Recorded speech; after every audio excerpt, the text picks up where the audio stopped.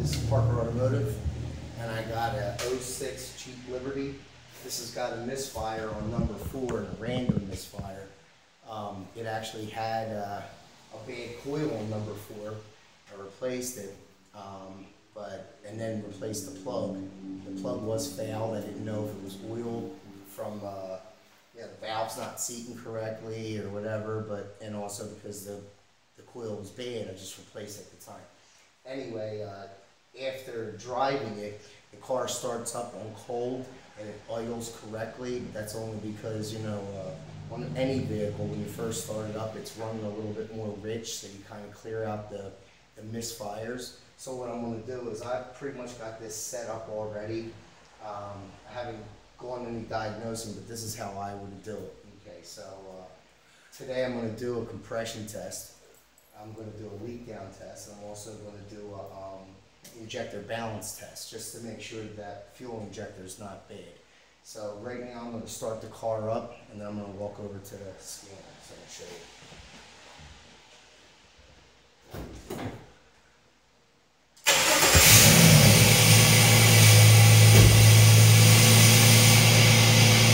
Alright, so it's going to be a little bit loud.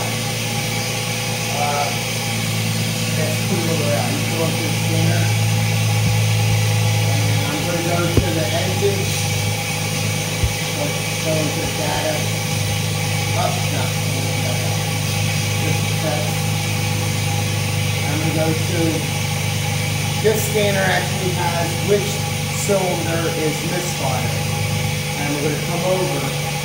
And I don't know, you zoomed in? Yeah. Okay, so it's zoomed in. I'm getting misfires on 2 and 4, but that's only because I just started it up.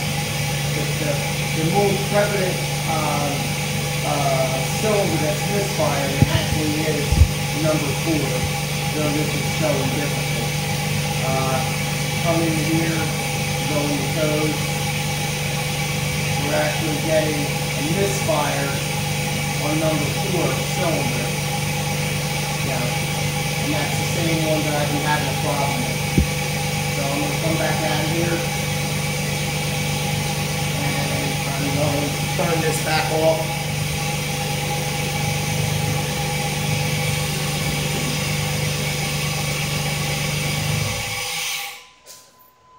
Kind of sucks a little bit because it's I had 2 cylinders misfiring, but I know it's number 4. I'm just going to get in here and clear this out of the way real quick.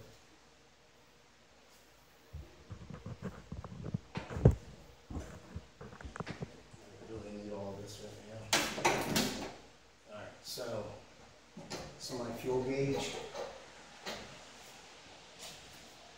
I already have it set up. It's at about 50. Alright. On this vehicle actually has bidirectional, so I'm going to come in here and this is for the fuel pump relay circuit. I'm going to have that on there, and I'm going to prime.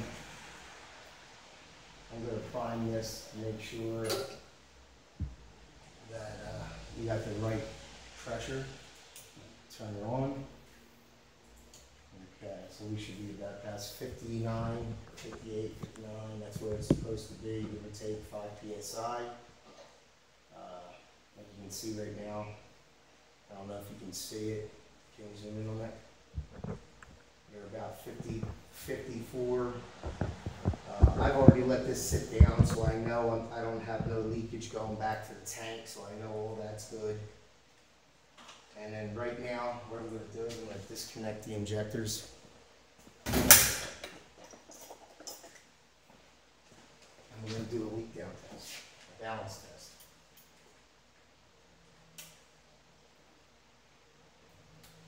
I'm just going to disconnect all of them.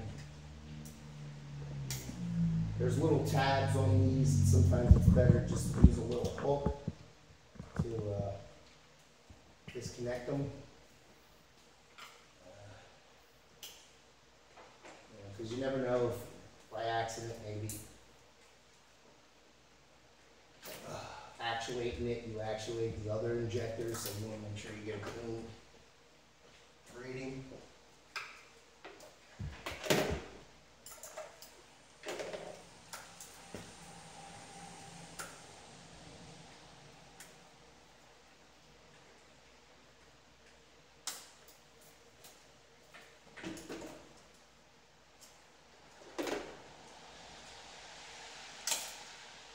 Pulling these too hard, you break them.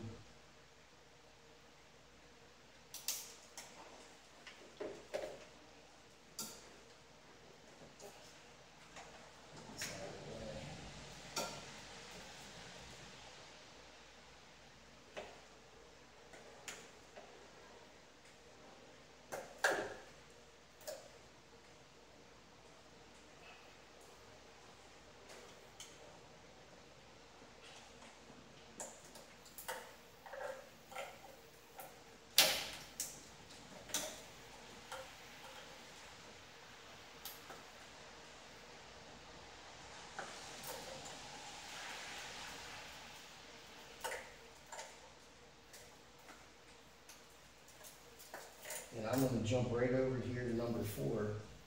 The way your layout is, it's 1, 3, 5, 2, 4, 6. So at this point, I am going to get up out of here. Oh no, I'm not. I need it. So, yeah, okay. And you can always, if you don't have a scanner that's bi-directional where you can toggle it, you can always just activate the fuel pump through the relay. Alright, so now, let me see something real quick.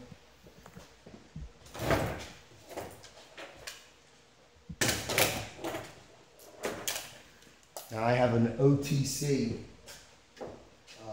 injector tester. It actually pulses it. And what you want to do is when you're doing an injector balance test, if the scan tool that you have doesn't have that bi-directional ability, then you have to have something to do it for you. And these are pretty much inexpensive. And once it's on, then what you're going to do is you're going to try to set, like for one pulse, 500 milliseconds. It's got different degrees. As long as you stay with the same pulse, you should be good. All right, now these come with, this is actually, because it's a Bosch, OTC is a Bosch. These are actually the same as would be on like some Chryslers, but mostly like Mercedes, Volkswagen. They do send you with an adapter, which is this.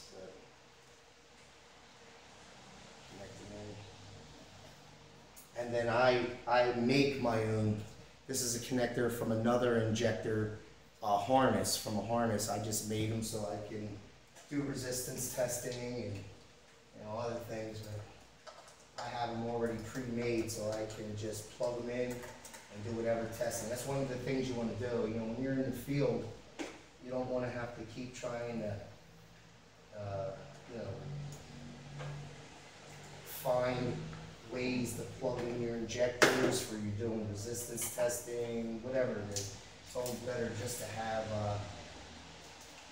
this already set up. I don't really need this. Okay, let's see. Plug them into the ends.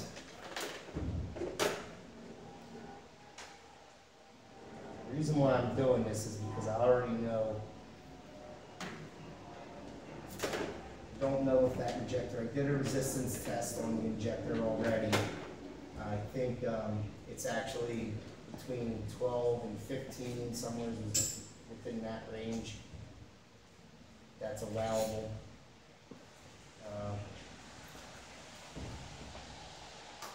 That's allowable resistance, and this one right here, they're actually all the same.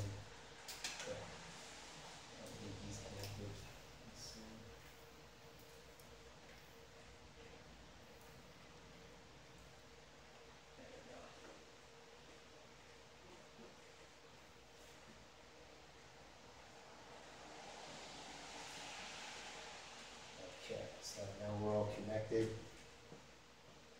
And there's my gauge. Alright, so I'm set right now. I'm going to give it 50 pulses. On this, it's pretty simple. There's no way to mess it up. Right now, I don't know if you can get closer on this. No? Okay, so anyway, what we're looking for, or what you're looking for, is you're going to want to see the drop, the pressure drop.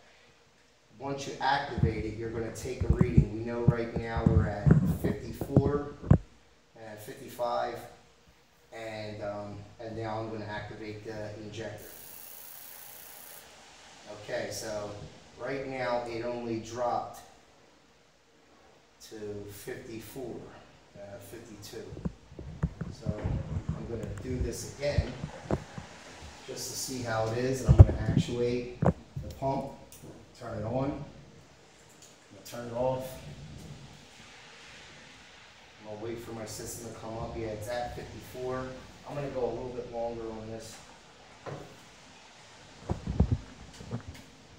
because I think that injector may. So here we go right now. We're at 50, between 54 to 54, 55, or 56, 58. So we're about almost 55. I'm going to hit it. Okay, so then the pressure dropped down to 50. That's on number 4.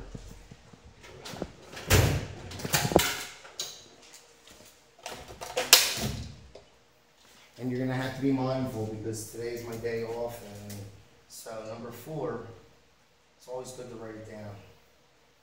It dropped. And my starting point was, let's see, I'm going to reactuate it. Turn it off. I'm at, say 54. So drop to 50. 54 PSI. At 50 on number 4. So I'm going to go to number 2 and do the same deal.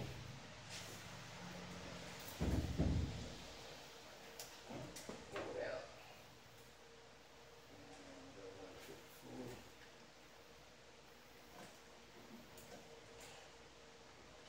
And we're going to do the same thing. Right now I'm going to reprime it. Turn it off. We're at 54. And I'm going to actuate this one. Okay, so it dropped to 50. So I'll do it one more time. Actuate it. Turn it off. We're at 54. And I'm going to actuate this again. And we're back down to 50. So I know this that injector is good. But just for the sake of it, I'm going to come over here and check this out. Now, I'm positive that on this vehicle that injector number 4 is good. These are common problems on these vehicles is for the valve. The valve seat to drop. It's a common deal on these. They drop out of the bottom of it. There's some kind of lock when it gives up, and then that's what causes your engine to rattle. You know, you hear all these noises. Lots of times that's what it is. The fix is actually to take the head off itself, send it out, have the valve guides replaced, and put everything back together. I'm almost positive that's what we're going to have on this one. So I'm going to actuate again.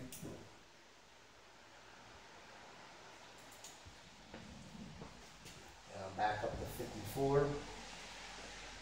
And now I'm going to actuate the injector. Okay, so that's number 1 cylinder, and drop to 50. And I'm pretty sure when I do it again, it's going to do the same thing.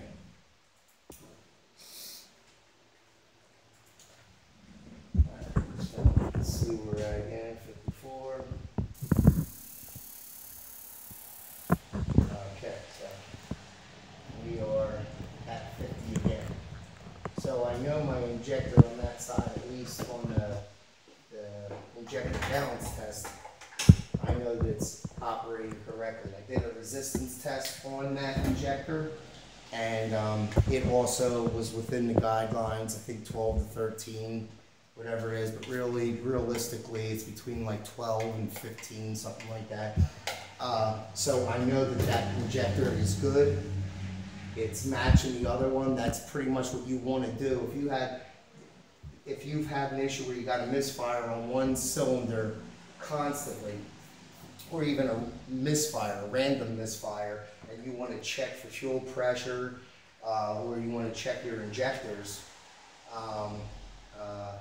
this is how you would do it. What you're doing actually is you're bleeding each injector, making sure that the pitnell's not stuck, that there's not debris in there, making sure the manifold itself for the injectors, where the injectors connect to for the fuel rail, you want to make sure you're getting the right amount of flow, because lots of times on these vehicles, that's how you can get a steady misfires, because you got a failing injector. It could be a failing coil, everything else, but for the most part, that's taken care of. So next what I'm going to do is I'm actually going to disconnect all this real fast. And my assistant's going to pause it. Help you. Oh. Yeah, you're going to pause it for me. You paused? Pause. Alright, so now I got all the plugs out. I'm ready to go. I'm going to set up the compression tool. My wife is going to crank the car over for me, and we're going to do a compression test. I always take all the spark plugs out. I like to do a compression test when it's cold, and real fast I'm going to have my wife crank it over just to blow out if there's any fuel from having the injectors in there. Okay. Alright, so right now I'm going to start with number 1 cylinder, and it's always good to have all the information that you need when you're doing this. Like when I know I'm looking for a misfire and it's not something that's, it's not a direct code, meaning like a injector code 21 whatever, or coil, circuit bed or whatever. So right now I know that the compression on this, I can't lose any more than a quarter, 25% of between each cylinder. That means if I get 150 on number 1, I can't get 100 on number 2 or 3 or any other sequential cylinder. I looked it up before I started. I always do. It's good to keep notes. So I know I'm going to test these 3 that I did before, 1, 2, and 4. I'm actually going to go across the whole thing because I think this, I believe that we're having an internal mechanical failure, possibly head gaskets. This motor, somebody already put a water pump on it. Usually what that means on these motors, the 3.7, that they overheated it. It had a cracked radiator, so they didn't replace the radiator, but they replaced the water pump. So, they were just fishing. So anyway, okay, so this one right here gives you allotted between 170 to 225 PSI per cylinder. That's what they recommend. So right now what I'm going to do is I'm going to have her crank it over, and I'll tell her to stop. Baby, when you're cranking it over, make sure you stop when I tell you, okay? Okay, so crank it. Stop. Alright, so 150.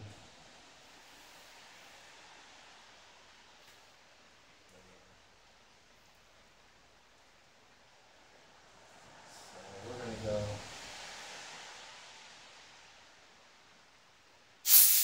me see.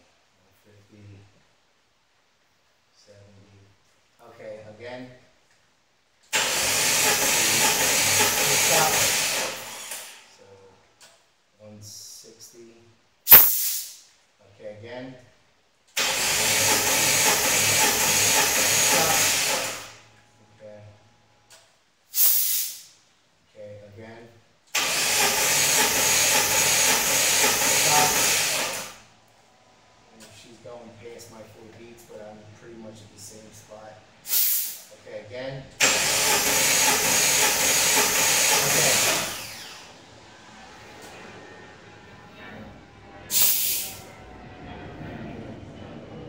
So 160.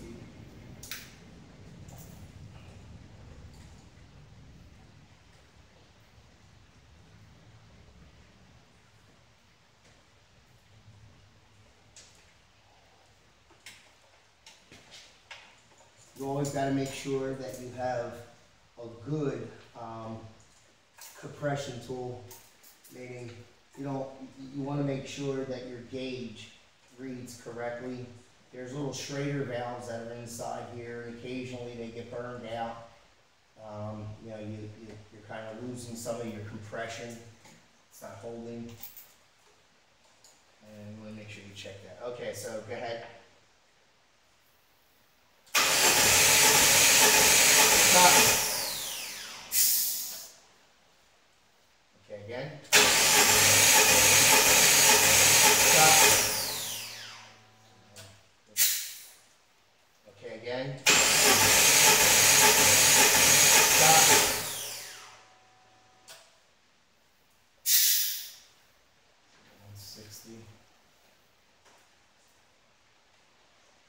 I want to find a bad compression.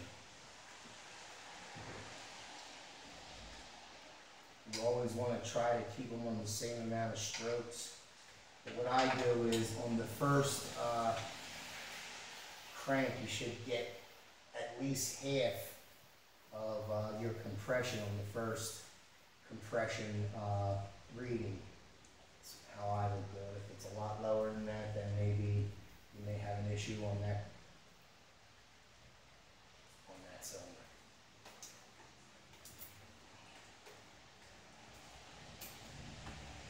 Okay, go ahead. Stop.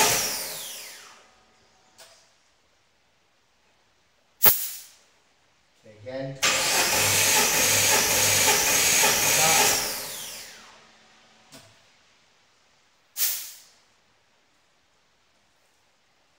Okay, again. Stop.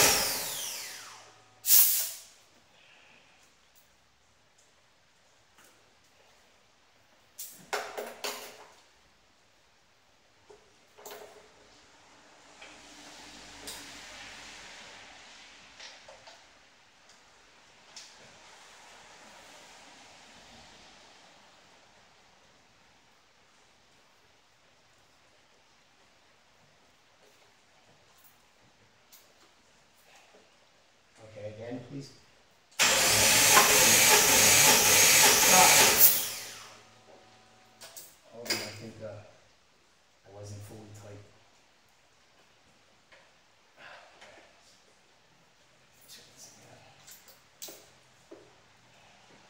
Okay, again. Stop. Okay, again. Stop. Okay, again. Stop.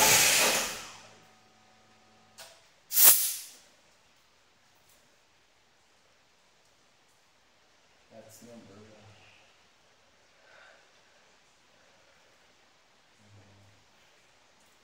6.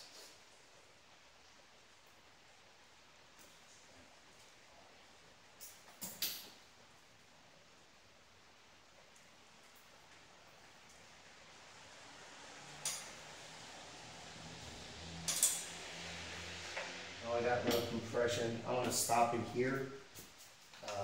But that's pretty much what you want to do when you're checking. At least for me, when you got a dead miss on a cylinder and you don't know which way to go, you're going to want to check your injectors. You're going to want to, pull a couple plugs, make sure they're not oil fouled. The one, hold on a second. The one that came out of number one cylinder, which I have it over there. This is they're both new.